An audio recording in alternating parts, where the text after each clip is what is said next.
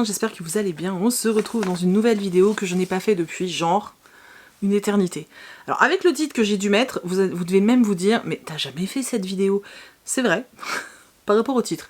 En fait, il s'agit simplement d'une autre façon de vous présenter les livres qui vont sortir prochainement.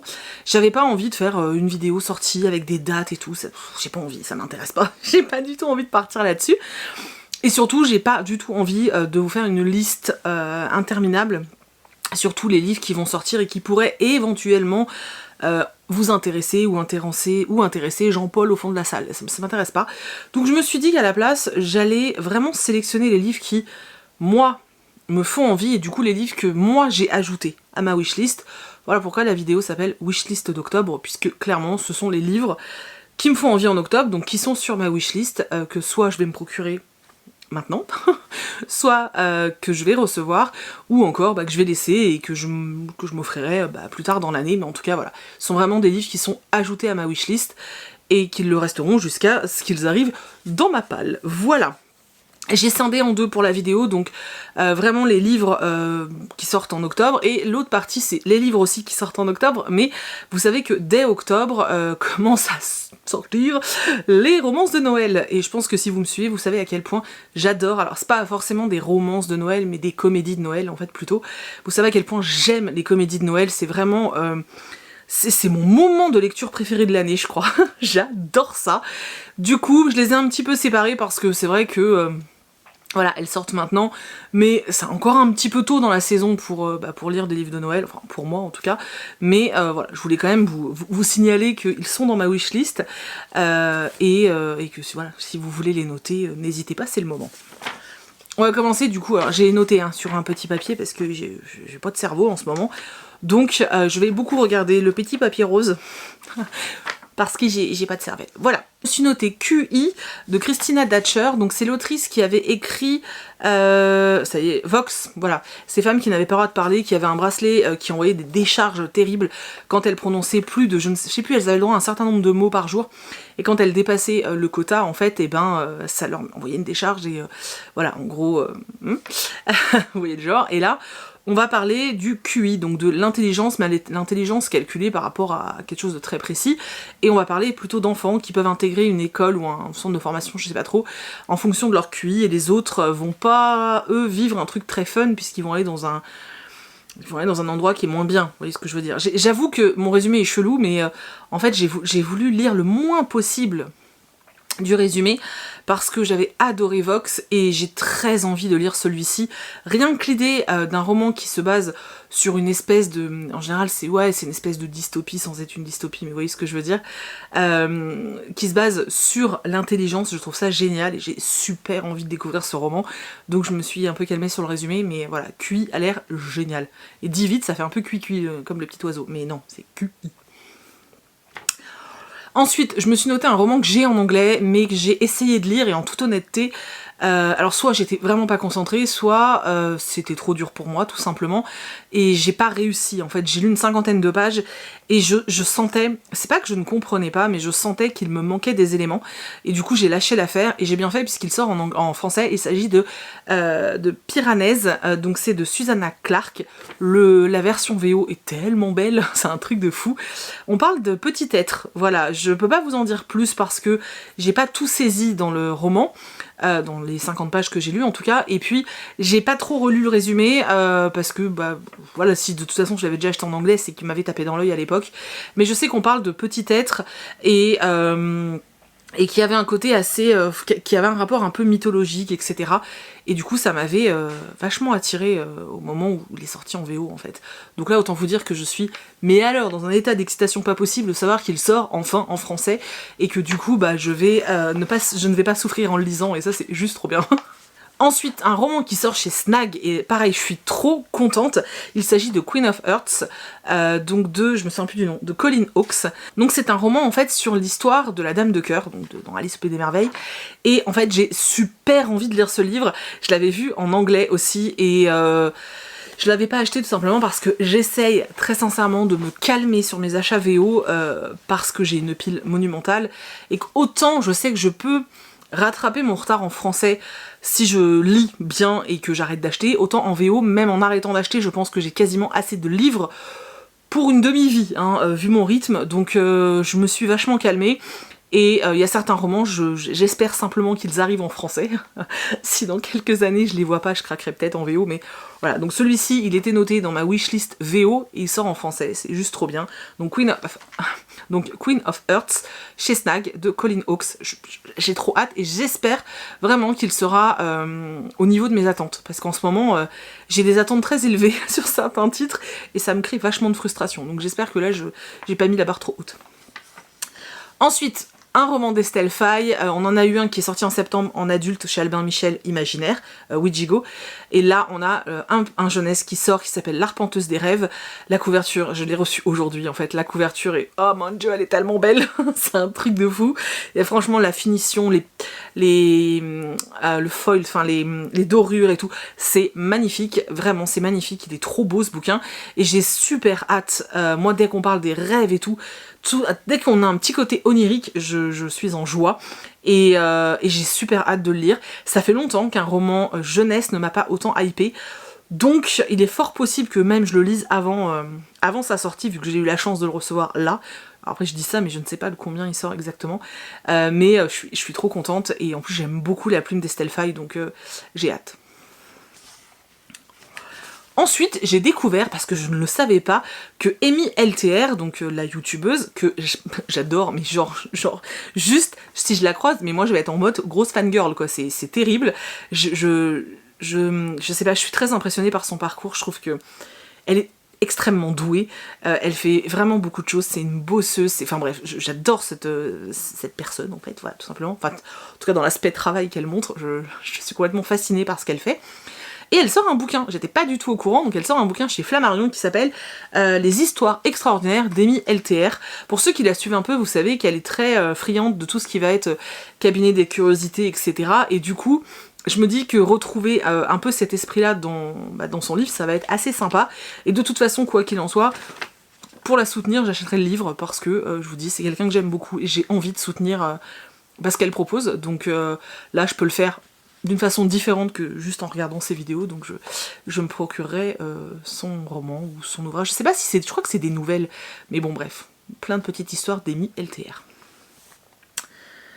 Ensuite, un roman que j'ai en anglais depuis, pareil, 2-3 ans, et pourtant vous êtes super nombreuses d'ailleurs, à m'avoir dit « mais vas-y, il est facile, t'inquiète pas, et tout, tu vas voir, c'est facile, c'est facile ». Mais non, j'ai pas réussi à sauter le pas. Donc il s'agit de Three Dark Crown, qui sort chez Léa, je crois que c'est ça. Donc c'est de Kendra Blake, j'ai oublié une lettre, c'est de Kender Blake, oh là là. Et on parle de royauté, voilà, c'est de la fantasy jeunesse, enfin young adulte. Faut que j'arrête de dire jeunesse pour young adulte parce que du coup, des fois les gens savent pas ce que je dis, comprennent pas ce que je veux dire. Voilà, moi je me comprends dans ma tête, mais bon, vous êtes pas dans ma tête, quoi. Bref, donc voilà, il me fait super envie. Il sort enfin en français, je me souviens plus exactement de la date, mais j'ai super hâte. Franchement, j'ai super hâte parce qu'il me fait super envie. J'espère juste que la trad sera pas mauvaise. Et j'ai pas tout suivi, mais je connais pas cette maison d'édition, il faut que je fouine un peu plus. Voilà.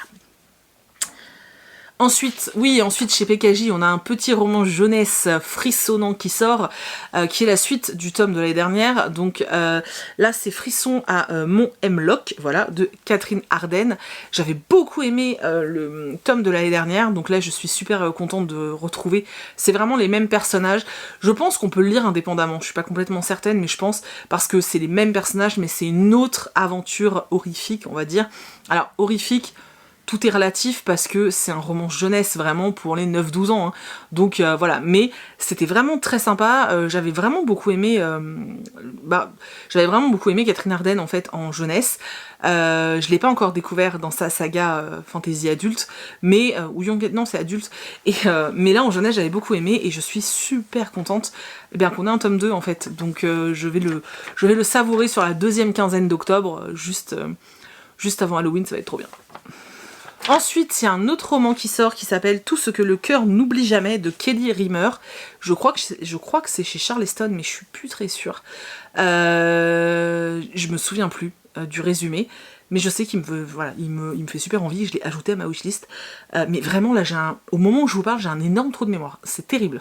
C'est blackout total. Ça va pas sortir. Oups. On a un nouveau tome de la saga, enfin de la collection des Twisted Tales. Donc là on a Où est la vraie vie de Liz Braswell et on est dans l'univers de Réponse. Voilà, en général ils prennent l'univers d'un dessin animé et puis ils changent un petit peu les règles et les codes de ce que nous on connaît, en tout cas dans le Disney ou dans le conte original. Et puis ils changent un petit peu tout ça et ça donne des trucs plutôt sympas. Franchement, s'il y en a qui ont peur de tenter, essayez. Alors je les ai pas tous lus donc je peux pas vous dire lequel est le meilleur. Mais franchement à chaque fois j'ai été plutôt agréablement bien surprise. C'est absolument pas français. Il faut que j'arrête de tourner des vidéos quand je suis fatiguée moi. Mais voilà, à chaque fois je suis vraiment surprise et en bien. Donc voilà, je vous dis, tentez le coup si vraiment ça vous titille parce que ça peut valoir le coup en fait. Ensuite, on a un tome... Alors, ils disent que c'est un tome 4, mais par rapport au résumé, je suis pas complètement sûre. Donc, de la saga Akotar, il s'agit de Un palais d'épines et de roses. Donc, eux, ils mettent tome 4. Mais je suis pas très sûre que ce soit réellement un tome 4. D'ailleurs, il y a également la version collector. Je sais pas si elle est en hardback, mais en tout cas il y a une version collector qui sort d'Akotar au mois d'octobre. Elle a l'air divinement belle. Normalement je dois la recevoir, donc si je la reçois je vous montrerai ça.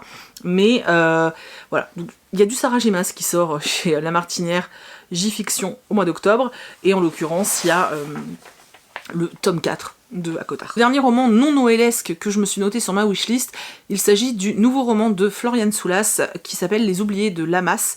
Alors, elle était plus sur du steampunk ou de la fantasy jusqu'à présent, et là, le roman qu'elle nous propose là en octobre, c'est plus de la science-fiction.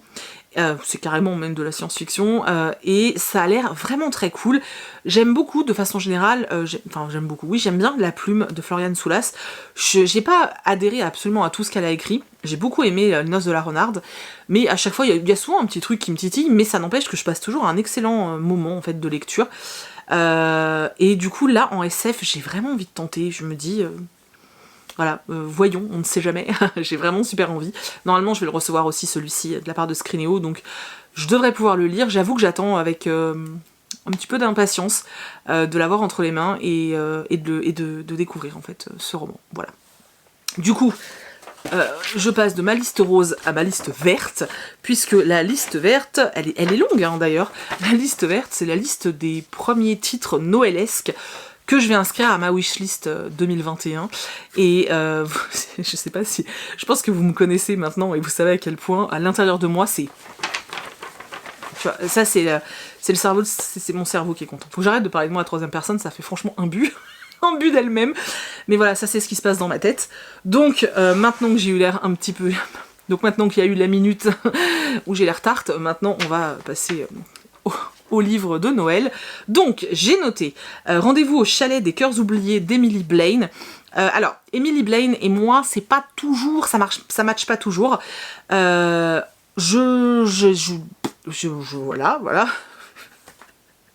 J'ai décidé du coup de me contenter de ces comédies ou romances de Noël, et du coup là il y en a une, donc je vais sauter le pas clairement, mais ouais c'est vrai que ça marche pas tout le temps ces romans avec moi, mais là celle de Noël me tente bien, donc je me la suis notée.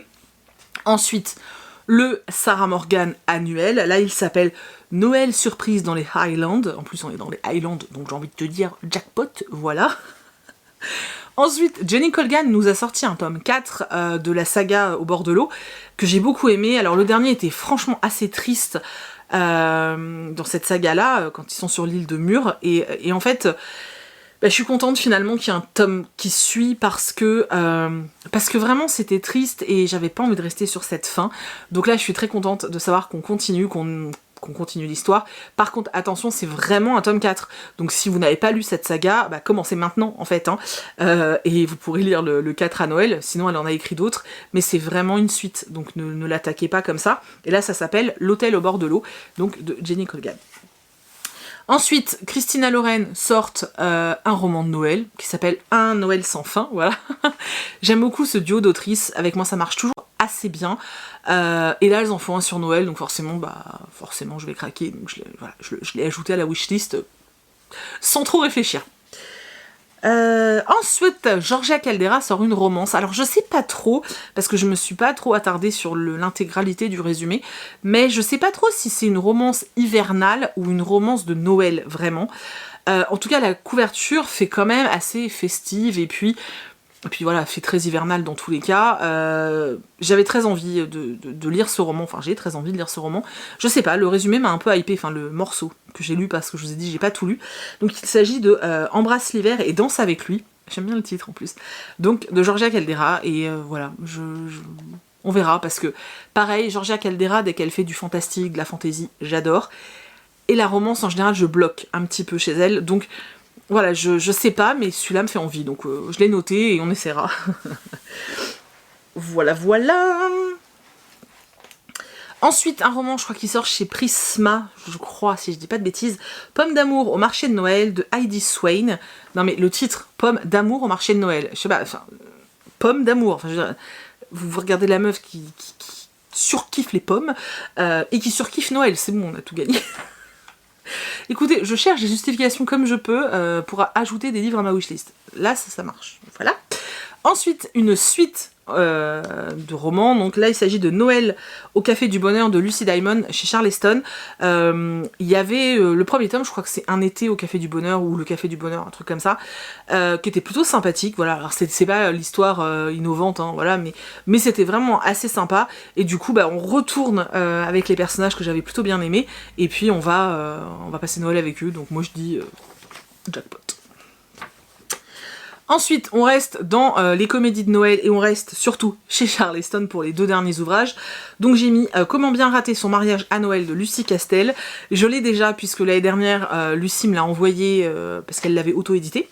Mais là, j'aurai la version Charleston, donc j'ai très envie de voir s'il y a des différences au niveau du texte. Et également, de toute façon, j'ai envie d'avoir la nouvelle couverture et tout. Et puis, j'aime bien les écrits de Lucie Castel, donc je suis très contente. Voilà. Et le dernier que je me suis noté, c'est le roman de Sophie Jomain, le roman de Noël, enfin la comédie de Noël de Sophie Jomain, qui s'appelle Les Tortues ne fêtent pas Noël sous la neige. Il était en pré-vente pas chez quelqu'un, mais aux Aliénales. Je l'ai pas pris parce que Charleston va me l'envoyer, mais j'ai super hâte. Voilà, j'avais beaucoup aimé le roman qu'elle a sorti l'été dernier, non, Noël dernier. Donc voilà. Et bref, dans ma tête, j'ai déjà un sapin là, tu vois. C'est un truc de fou. Rien que de noter les romans de Noël qui sortent, ça m'enjaille terriblement. Voilà, je vais quand même profiter de l'automne parce que c'est une période assez cool, mais je vous assure que j'ai hâte de retrouver cette magie noëlesque. Voilà. Donc voilà, je vous ai dit, enfin oui, montré aussi si j'ai bien fait mon taf, les romans qui me font très envie sur ce mois d'octobre, donc ceux que j'ai ajoutés à ma wishlist, voilà, donc ma wishlist du mois d'octobre tout simplement. Si vous avez loupé certains titres, pas notés, etc., je suis pas certaine d'avoir pris le temps de lister dans la barre d'infos parce que ça prend vraiment beaucoup de temps de lister, de mettre des liens et tout. Par contre, n'hésitez pas, il y a le lien de ma wishlist et du coup ces titres sont dedans. C'est aussi pour ça que j'ai renommé ces vidéos parce que pour moi c'est plus facile. Du coup vous avez ces titres dans ma wishlist puisque ils font intégralement partie de ma wishlist. Donc si vous vous souvenez plus d'un titre, vous allez voir ma wishlist et vous avez les titres tout simplement en fait. Donc voilà. Donc voilà, j'espère que ça vous fait plaisir de retrouver un peu ces vidéos type sortie livresque. J'avoue que les tourner comme ça, alors ça reste le même principe, mais les tourner de cette façon-là, pour moi, c'est moins chronophage et du coup plus simple, puisque je n'ai pas à vous donner la date précise, et puis j'ai pas à tout lister dans la barre d'infos, etc. C'est beaucoup plus simple, et puis je me concentre vraiment sur ce que moi j'ai déjà en fait noté sur ma wish, donc voilà, c'est vraiment, je vous partage ce que moi j'ai envie d'acheter ou de lire en fait au mois d'octobre. Voilà, ce serait bien si je finissais mes phrases. Voilà, donc n'hésitez pas à me dire si vous avez envie qu'on continue ce format. Dans ce cas-là, je vous la ferai à chaque fois que j'ai suffisamment d'envie livresque, parce qu'il y a peut-être des mois où il y en aura que 2, et dans ce cas-là, je vous le dirai en vlog, ce sera plus simple. Mais voilà, si vraiment ça vous plaît, dites-moi. Pour ça, on me met plein de pouces. Si vous êtes des timides qui n'aimez pas laisser des commentaires, vous balancez plein de pouces et je saurai que vous voulez voir le mois prochain cette vidéo. Et puis vous laissez des commentaires pour tous ceux qui ne sont pas timides et qui aiment laisser des commentaires. Vous savez que ça me fait toujours franchement hyper plaisir, c'est un des meilleurs moyens pour qu'on puisse échanger, donc c'est super cool. Donc voilà. Du coup je vous laisse, j'espère que vous avez passé un bon moment, que vous avez pris note, vous avez trouvé des titres qui vous intéressent, qui vous ont un peu hypé, etc. Et voilà, et je vous fais plein d'énormes bisous et on se retrouve très très vite, je suis très active cette semaine. On se retrouve vendredi en fin de journée pour le vlog de la semaine, et voilà, c'est tout. Je vous fais plein d'énormes bisous.